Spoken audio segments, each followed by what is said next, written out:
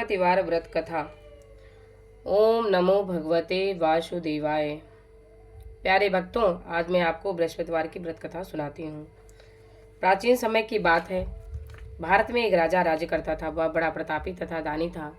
वह नित्य प्रति मंदिर में भगवत दर्शन करने जाता था। ब्राह्मण और गुरु की सेवा किया करता था। उसके द्वार से कोई भी याचक निराश होकर नहीं लौटता था। वह प्रत्येक गुरुवार को व्रत रखता एवं पूजन करता था। हर दिन गरीबों की सहायता करता था। परंतु यह सब बातें उसकी रानी को अच्छी नहीं लगती थी। वह न व्रत करती, न ही किसी को एक भी पैसा दान में देती थी। वह राजा से ऐसा करने से मना किया करती थी।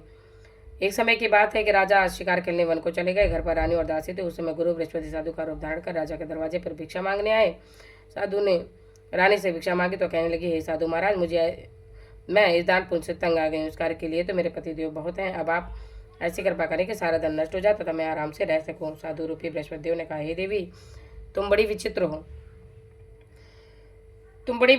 संतान और धन से कोई दुखी नहीं होता, इसको सभी चाहते हैं। पापी भी पुत्र और धन की इच्छा करता है। अगर तुम्हारे पास धन अधिक है तो भूखे मनुष्य को भोजन कराओ, प्याऊ लगवाओ, ब्राह्मणों को दान दो, धर्मशालाएं बनवाओ, कुआं, तालाब, बावड़ी, बाग बगीचा आदि का निर्माण कराओ तथा निर्धनों की कुंवारी कन्याओं का विवाह कराओ। साथ ही यज्ञ आदि करो। इस प्रकार के कर्मों से आपके कुल का और आपका नाम परलोक में सार्थक होगा एवं तुम्हें भी स्वर्ग की प्राप्ति होगी। परंतु रानी साधु की इन बातों से खुश नहीं हुई। उसने कहा, हे साधु महाराज, मुझे ऐसे धन की आवश्यकता नहीं जिसको मैं अन्य लोगों को दान देती फिरूं, जिसको रखने और संभालने में ही मेरा सारा समय नष्ट हो जाए। साधु ने कहा, हे देवी, यदि तुम्हारी ऐसी इच्छा है तो मैं जैसे तुम्हें बताता हूँ तुम ऐसे ही करना। बृहस्पतिवार के दिन घर आकर को गोबर से लिपना, अपने केशों को पीली मिट्टी से धोना, केशों को धोते समय स्नान करना, राजा से कहना वह हजामत करवाए, भोजन में मांस मदिरा खाना, कपड़े धोबी के यहाँ धुलने को देना। इस प्रकार 7 बृहस्पतिवार करने से तुम्हारा धन नष्ट हो जाएगा। यह कहकर साधु महाराज रूपी बृहस्पति देव अंतर्ध्यान हो गए। रानी ने साधु के कहने के अनुसार 7 बृहस्पतिवार तक वैसा ही करने का विचार किया। साधु के बताए अनुसार कार्य करते हुए केवल 3 ही बृहस्पतिवार बीते थे कि उसके समस्त धन संपत्ति नष्ट हो गई। भोजन के लिए दोनों समय परिवार तरसने लगा। सांसारिक भोगों से दुखी रहने लगा। तब राजा रानी से कहने लगा, हे रानी, तुम यहाँ पर रहो, मैं दूसरे देश को जाता हूँ क्योंकि यहाँ पर मुझे सभी मनुष्य जानते हैं। यहाँ मैं कोई कार्य नहीं कर सकता। मैं अब प्रदेश जा रहा हूँ, यहाँ वहाँ कोई काम धंधा करूँगा, शायद हमारे भाग्य बदल जाए। ऐसा कहकर राजा प्रदेश चला गया। वहाँ जंगल से लकड़ी काट कर लाता और शहर में बेचता। इस तरह जीवन व्यतीत करने लगा। इधर राजा के बिना रानी और दासियां दुखी रहने लगी। किसी दिन भोजन मिलता और किसी दिन जल पीकर ही रह जाती। एक समय रानी और दासियों को 7 दिन मेरा भोजन के व्यतीत करने पड़े तो रानी अपने दासी से कहा, हे दासी, यहाँ पास के नगर में मेरी बहन रहती है, वह बड़ी धनवान है, तो उसके पास जाओ, वहां से 5 सेर बेजर मांग कर ले आ, जिससे कुछ समय के लिए गुजर हो जाएगा। दासी रानी की बहन के पास गई। रानी की बहन उस समय पूजा कर रही थी। बृहस्पतिवार का दिन था। दासी ने रानी की बहन से कहा, हे रानी, मुझे आपकी बहन ने भेजा है, मुझे 5 सेर बेजर दे दो। दासी ने यह बात अनेक बार कही, परंतु रानी की बहन ने कोई उत्तर नहीं दिया, क्योंकि वह उस समय बृहस्पतिवार की व्रत कथा सुन रही थी। जब दासी को रानी की बहन से कोई उत्तर नहीं मिला तो वह बहुत दुखी हुई। उसे क्रोध भी आया और वह लौट कर रानी से बोली, हे रानी, आपकी बहन बहुत घमंडी है, वह छोटे लोगों से बात भी नहीं करती है। मैंने उससे कहा तो उसने कोई उत्तर नहीं दिया। मैं वापस चली। रानी बोली, हे दासी, इसमें उनका कोई दोष नहीं है। जब बुरे दिन आते तब कोई सहारा नहीं देता है। अच्छे बुरे का पता विपत्ति में ही लगता है। जो ईश्वर की इच्छा होगी वही होगा। यह सब हमारे भाग्य का दोष है। उधर रानी की बहन ने सोचा कि मेरी बहन की दासी आई थी, परंतु मैं उससे नहीं बोली। इससे वह बहुत दुखी हुई होगी। अतः कथा सुन और विष्णु भगवान का प्रसाद लेकर वह अपनी बहन के घर आई और कहने लगी, हे बहन, मैं बृहस्पतिवार का व्रत कर रही थी। तुम्हारी दासी हमारे घर गई थी, परंतु जब तक कथा होती है तब तक हम लोग ना उठते हैं ना बोलते हैं, इसलिए मैं नहीं बोली। कहो दासी, क्यों गई थी तुम्हारी बहन? रानी बोली, बहन, हमारे घर अनाज नहीं था। वैसे तुमसे कोई बात छुपी नहीं है, इस कारण मैंने दासी को तुम्हारे पास 5 सेर बेजर लेने के लिए भेजा था। 5 सेर बेजर लेने के लिए भेजा था। रानी की बहन बोली, बहन देखो, बृहस्पति भगवान सबकी मनोकामना पूर्ण करते हैं। देखो, शायद तुम्हारे घर में ही अनाज रखा हो। यह सुनकर दासी घर के अंदर गई। वहां उसे एक घड़ा बेजर का भरा मिल गया।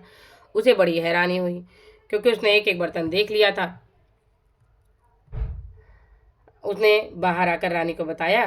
दासी अपनी रानी से कहने लगी, हे रानी, देखो, वैसे हमको जब आने नहीं मिलता तो हम रोज ही व्रत करते हैं। अगर इनसे व्रत की विधि और कथा पूछ ली जाए तो हम भी कर लिया करेंगे। दासी के कहने पर रानी ने अपनी बहन से बृहस्पतिवार व्रत के बारे में पूछा।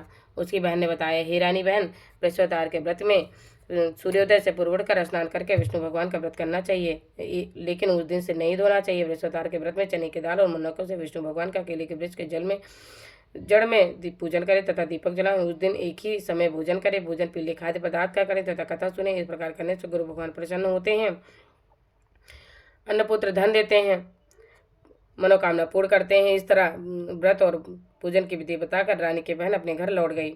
रानी और दासी ने दोनों ने निश्चय किया कि बृहस्पति देव भगवान का पूजन जरूर करेंगी। 7 दिन बाद जब बृहस्पतिवार आया तो उन्होंने व्रत रखा और गुड़साल में जाकर चना और गुड़ मिलाई तथा उसके दास से केले के जड़ में विष्णु भगवान का पूजन किया। अब भोजन कहाँ से आए? दोनों बड़ी दुखी हुई, परंतु उन्होंने व्रत किया था, इस कारण बृहस्पति देव भगवान प्रसन्न थे। एक साधारण व्यक्ति के रूप में 2 थालों में सुंदर पीला भोजन लेकर आए और दासी को देकर बोले, हे दासी, यह तुम भोजन तुम्हारे और रानी के लिए तुम दोनों करना। दासी भोजन पाकर बड़ी प्रसन्न हुई और रानी से बोली, रानी जी भोजन कर लो। रानी जी को भोजन के आने के बारे में कुछ भी पता नहीं था, इसलिए वह दासी से बोली, जा तू ही भोजन कर, क्योंकि तू व्यर्थ में हमारी हंसी उड़ाती है। दासी बोली, एक व्यक्ति अभी भोजन दे गया है। रानी कहने लगी, वह भोजन तेरे लिए ही दे गया, तू ही भोजन कर। दासी ने कहा, वह व्यक्ति हम दोनों के लिए 2 थालों में भोजन दे गया है, इसलिए मैं और आप दोनों साथ साथ भोजन करेंगे। और फिर दोनों ने गुरु भगवान को नमस्कार कर भोजन प्रारंभ किया। उसके बाद से वे प्रत्येक बृहस्पतिवार को गुरु भगवान का व्रत और पूजन करने लगे। बृहस्पति भगवान की कृपा से उनके पास धन हो गया, परंतु रानी फिर पहले की तरह से आलस्य करने लगी। तब दासी बोली, देखो रानी, तुम पहले भी इस प्रकार आलस्य करती थी, तुम्हें धन रखने में कष्ट था, इस कारण सभी धन नष्ट हो गया। अब गुरु भगवान की कृपा से धन मिला है तो फिर तुम्हें आलस्य होता है। बड़ी मुसीबतों के बाद हमने यह धन पाया है, अब गुरु भगवान की कृपा से धन मिला है तो फिर तुम्हें आलस्य होता है। तुम भूखे मनुष्य को भोजन कराओ, प्याऊ लगवाओ, ब्राह्मणों को दान दो, कुआं, तालाब, बावड़ी, बाग बगीचा आदि का निर्माण कराओ, इस मंदिर पाठशाला बनवा कर दान दो, कुंवारी कन्याओं का विवाह करवाओ, धन को शुभ कार्य में खर्च करो, जिससे तुम्हारे कुल का यश बढ़े तथा स्वर्ग प्राप्त हो, पितृ प्रसन्न हो। दासी की बात मानकर रानी ने इसी प्रकार के काम करने प्रारंभ कर दिए, जिससे उनका काफी यश फैलने लगा। एक दिन रानी और दासी आपस में विचार करने लगी, ना जाने राजा किस दशा में होगी, उनकी कोई खोज खबर नहीं है। गुरु भगवान से उन्होंने प्रार्थना की और भगवान ने रात में राजा को सपने में कहा, हे राजा, उठ, तेरी रानी तो उसको याद करती है, अब अपने देश को लौट जा। राजा प्रातः काल उठकर जंगल से लकड़ियां काट कर लाने और जंगल की ओर चल पड़े। जंगल से गुजरते हुए वो सोचने लगा कि रानी की गलती से ना जाने कितने दुख भोगने पड़े। राजपाट छोड़कर उसे जंगल में आकर रहना पड़ा, जंगल से लकड़ियां काटकर उसे बेचकर गुजारा करना पड़ा। उसी समय उस जंगल में बृहस्पति देव साधु का रूप धारण कर आए और राजा के पास आकर बोले, हे लकड़हारे, तुम इस सुनसान जंगल में किस चिंता में बैठो, मुझे बतलाओ। यह सुन राजा के नेत्रों में जल भर आया और साधु की वंदना कर बोला, हे प्रभु, आप सब कुछ जानने वाले हैं। इतना कहकर राजा ने साधु को अपनी संपूर्ण कहानी सुना दी। महात्मा तो स्वभाव से ही दयालु होते हैं। वे राजा से बोले, हे राजा, तुम्हारी पत्नी ने बृहस्पति देव के प्रति अपराध किया था, जिसके कारण तुम्हारी यह दशा हुई।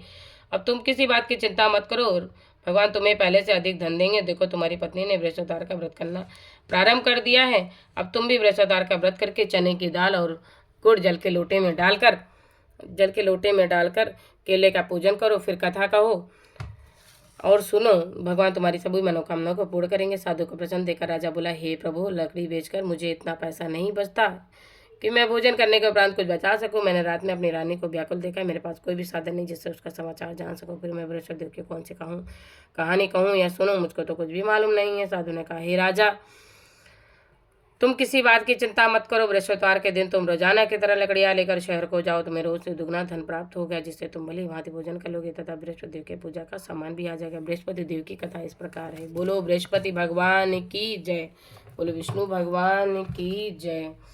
प्राचीन काल में एक बहुत ही निर्धन ब्राह्मण था, उसके कोई संतान नहीं थी। वह नित्य पूजा पाठ करता, परंतु उसकी स्त्री बहुत मलिनता के साथ रहती थी। वह ना स्नान करती, ना किसी देवता का पूजन करती, प्रातःकाल उठती, सर्वप्रथम भोजन करती, बाद में कोई अन्य कार्य करती। ब्राह्मण देवता बहुत दुखी रहते थे, पत्नी को बहुत कुछ समझाते, किंतु उसका कोई परिणाम न निकलता। भगवान के अनुकंपा से एक समय उस ब्राह्मण की पत्नी गर्भवती हुई और उसने 10वें महीने एक सुंदर कन्या को जन्म दिया। निर्धन ब्राह्मण कन्या के जन्म से बहुत दुखी हुआ। धीरे धीरे ब्राह्मण की कन्या बड़ी होने लगी। बचपन से ही उस कन्या की रुचि भगवान विष्णु की पूजा में, तो वह प्रातः उठते ही स्नान आदि करके भगवान की विष्णु की पूजा करने मंदिर जाती थी। बृहस्पतिवार को व्रत करके विधिवत पूजा पाठ करती थी। पूजा पाठ के बाद वह पढ़ने के लिए पाठशाला में जाती थी। घर से चलते हुए मुट्ठी भर जौ लेकर साथ जाती और पाठशाला के रास्ते में थोड़े थोड़े जौ गिराती जाती थी। जब वह पाठशाला से घर लौटती तो जौ के वह दाने सोने में बदले हुए मिलते थे। लड़की सभी सोने के दानों को लेकर घर आती थी और एक दिन जब वह सोने के दानों को साफ कर रही थी तो उसकी माँ ने कहा, बेटी, सोने के दाने साफ करने के लिए सोने का सूप भी होना चाहिए। अगले दिन बृहस्पतिवार था। उसने भगवान बृहस्पति देव से प्रार्थना की, पूजा करते हुए प्रार्थना किया कि हे प्रभु, अगर मैंने आपका व्रत अच्छे मन से किया हो, सच्चे मन से किया हो, तो मुझे सोने का सूप दे दो। भगवान बृहस्पति देव ने उसकी मनोकामना पूरी करने का वचन दिया। पाठशाला से लौटते समय उसे रास्ते में सोने का सूप पड़ा हुआ मिला। घर लौटकर सोने का सूप अपनी माँ को दिखाकर वह सोने के दाने साफ करने लगी। उसी समय नगर का राजकुमार उसके घर के पास से होकर गुजरा। उस सुंदर लड़की को सोने के सूप में जौ साफ करते देखकर राजकुमार उस पर मोहित हो गया। महल में लौटकर राजकुमार ने राजा से उस लड़की से विवाह करने की इच्छा प्रकट की। तो राजा ने ब्राह्मण को महल में बुलाकर राजकुमार से उसकी लड़की के विवाह की बात कही। ब्राह्मण तैयार हो गया। धूमधाम से उस लड़की का विवाह राजकुमार से हो गया। दुल्हन बनकर ब्राह्मण की लड़की महल में चली गई। लड़की के चले जाने से ब्राह्मण फिर निर्धन हो गया। उसे कई कई दिन तक भोजन नहीं मिलता था। बहुत दुखी होकर ब्राह्मण एक दिन अपनी लड़की के पास गया और अपने पिता से निर्धनता का समाचार सुनकर उसने बहुत सा धन देकर पिता को विदा किया। उस धन से ब्राह्मण के कुछ दिन तो आराम से गुजर गए, लेकिन जल्दी ही फिर भूखोमरी की हालत हो गई। ब्राह्मण अपनी लड़की से धन लेने के लिए फिर महल में पहुंचा। लड़की ने पिता की बुरी हालत देखकर कहा, पिताजी, आखिर आप कब तक मुझसे धन लेकर जीवन यापन करते रहेंगे? आप कोई ऐसा उपाय क्यों नहीं करते जिससे आपका भी घर धन संपत्ति से भर जाए? ब्राह्मण ने कहा, मैंने तेरी माँ को बहुत समझा लिया, पर उसकी समझ में कुछ नहीं आता। उसका फूहड़पन नष्ट हो तो घर की निर्धनता भी दूर हो जाए। तब कुछ सोचकर लड़की ने पिता से कहा, पिताजी, आप कुछ दिनों के लिए माँ को मेरे पास छोड़ जाओ। ब्राह्मण अपनी पत्नी को लड़की के पास महल में छोड़ आया। लड़की ने अपनी माँ से कहा, माँ, तुम प्रातःकाल उठकर स्नान आदि करके भगवान बृहस्पति देव की पूजा अवश्य करना। पूजा करने से तुम्हारी निर्धनता अवश्य दूर हो जाएगी। लेकिन उसकी माँ ने उसकी कोई भी बात नहीं मानी। तब क्रोधित होकर लड़की ने अपनी माँ को एक कक्ष में बंद कर दिया और सूर्योदय के समय माँ को उठाकर जबरदस्ती उसे स्नान कराया। फिर मंदिर में ले जाकर भगवान बृहस्पति देव की पूजा कराई। कुछ दिनों तक ऐसा करने से माँ की बुद्धि में परिवर्तन और वह स्वयं विष्णु भगवान का पूजन करने लगी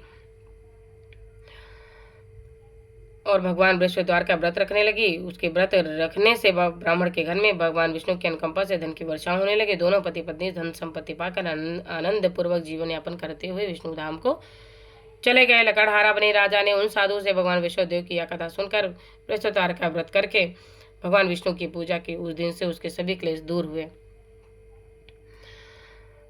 लेकिन अगले बृहस्पतिवार को कामकाज में अधिक व्यस्त रहने के कारण उसने भगवान बृहस्पति देव का व्रत नहीं किया। भगवान बृहस्पति देव लकड़हारे से क्रोधित हो गए और उसे भूल की सजा दूध नगर के राजा ने नगर में घोषणा करके सबको सूचित किया कि प्रत्येक नागरिक मेरे महल में भोजन करने आए। जो नहीं आएगा उसे अपराधी मानकर भारी दंड दिया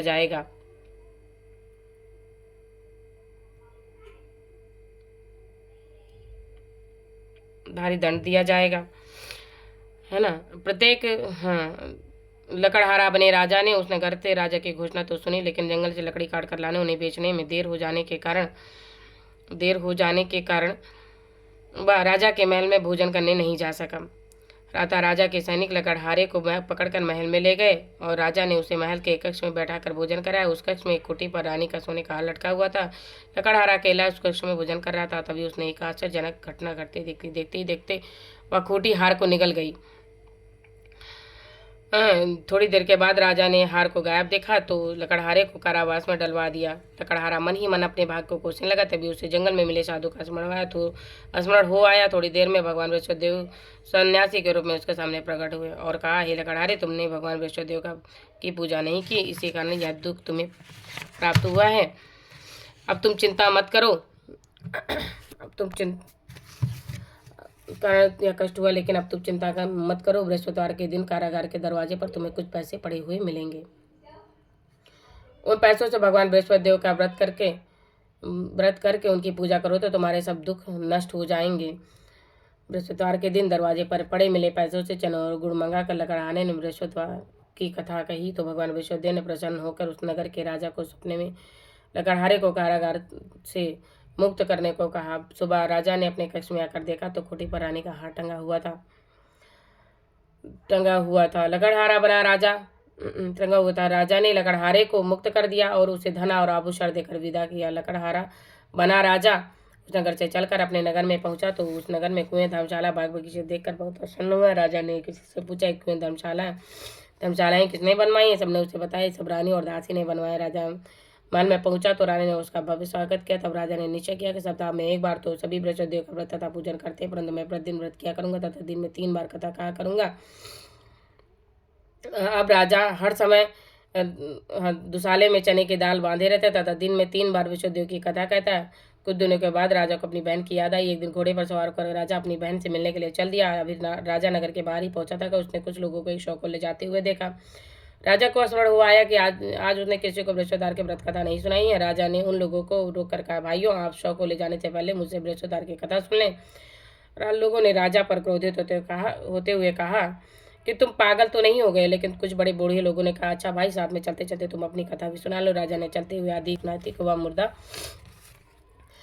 हिलने लग गया और राजा के पूरी कथा सुनाते ही शव उड़कर बैठ गया। लोगों ने हैरानी से दांतों तले उंगली दबाई। अगले बृहस्पतिवार से भगवान बृहस्पतिदेव का व्रत करने तथा कथा सुनने का निश्चय कर लिया। अब घोड़े पर सवार होकर राजा चलते हुए एक किसान के पास पहुंचा। किसान अपने खेत में हल चला रहा था।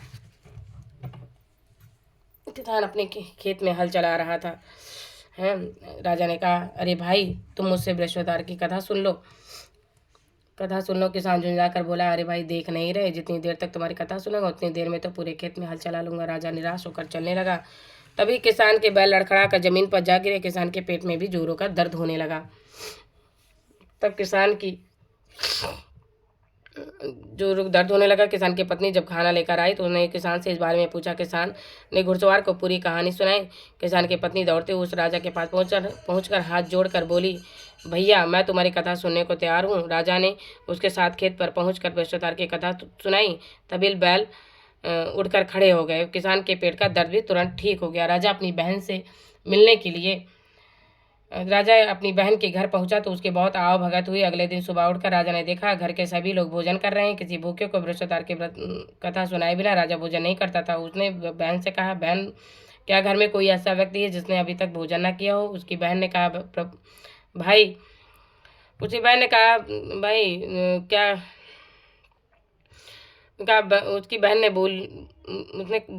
भैया, अब हमारे घर में तो क्या, पूरे नगर में आपको कोई भी ऐसा व्यक्ति नहीं मिले जिसने सुबह सुबह भोजन ना किया हो। तब राजा ने बहन के घर से निकलकर उस नगर में बिना भोजन किए व्यक्ति की तलाश की। एक गरड़िए के घर में उसका बेटा बीमार होने के कारण भूखा रह गया था। राजा ने उसको जाकर बृहस्पतिवार की कथा सुनाई। कथा सुनते सुनते गरड़िया के बीमार बेटा बिल्कुल ठीक हो गया।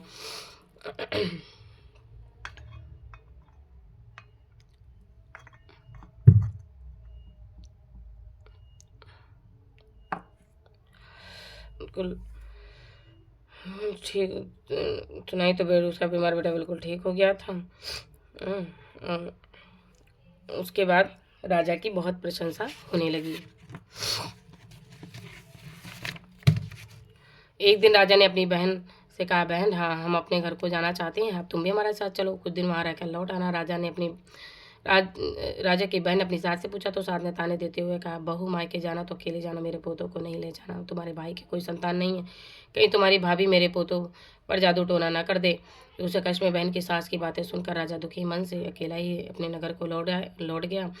रानी ने राजा से कहा, आप तो अपनी बहन को साथ लाने की बात कहकर गए थे, फिर बहन को साथ क्यों नहीं लाए? तब राजा ने दुखी होते हुए कहा, रानी, हमने संतान राजा हैं, इसलिए कोई हमारे घर आना पसंद नहीं करता। रानी ने राजा को समझाया, हे प्राणनाथ, हमें बृहस्पतिदेव ने सब कुछ दिया है, अब भगवान बृहस्पतिदेव हमें संतान भी अवश्य देंगे। बृहस्पतिवार को व्रत करते हुए राजा रानी ने भगवान बृहस्पतिदेव से संतान के लिए प्रार्थना की।